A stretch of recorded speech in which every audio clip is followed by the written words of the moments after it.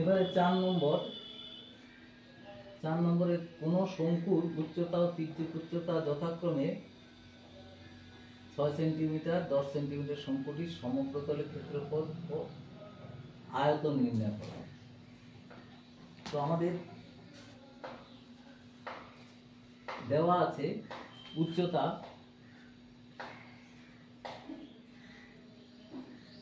h equal to দেওয়া আছে 6 centimetre, তির্যক উচ্চতা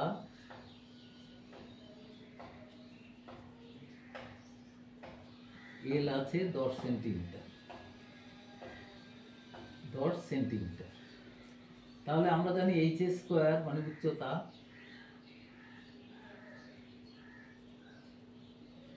h ইকুয়াল টু হবে √L square minus R square.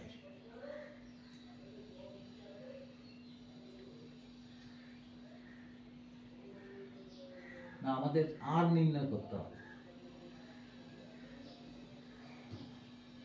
ব্যাসার্ধ R ইকুয়াল টু হবে L square minus H square, তার উপর ইকুয়াল টু হচ্ছে L স্কয়ার হচ্ছে 10 স্কয়ার মাইনাস 8 স্কয়ার, তাহলে হবে 100 বিয়োগ 64 সমান হচ্ছে 36, তার মানে 6 সেন্টিমিটার। আর হচ্ছে 6 সেন্টিমিটার। এবার আমাদের একটা একটা করে যা উত্তর বার করতে হবে, মানে সমগ্র তলের ক্ষেত্রফল, সমগ্র তলের ক্ষেত্রফল সমান হচ্ছে পাই আর ইন্টু আর প্লাস এল। তাহলে 22/7 ইন্টু আর মানে হচ্ছে 6,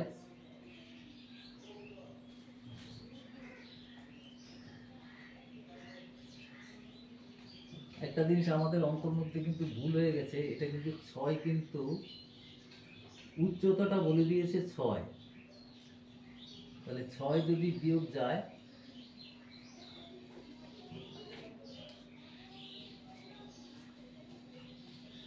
অঙ্কটার মধ্যে উচ্চতা 6 আর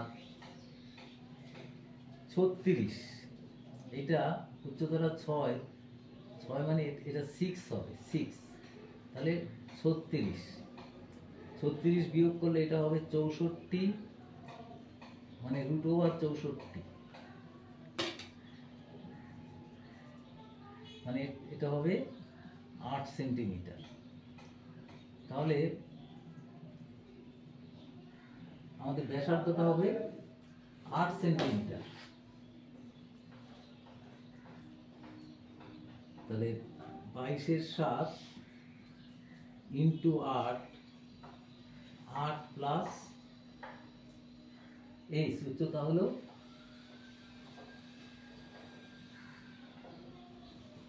L প্লাস আর, এলটা হচ্ছে 10, তাহলে 22/7 ইন্টু 8 ইন্টু 18, তাই এটা গুণ করলে হচ্ছে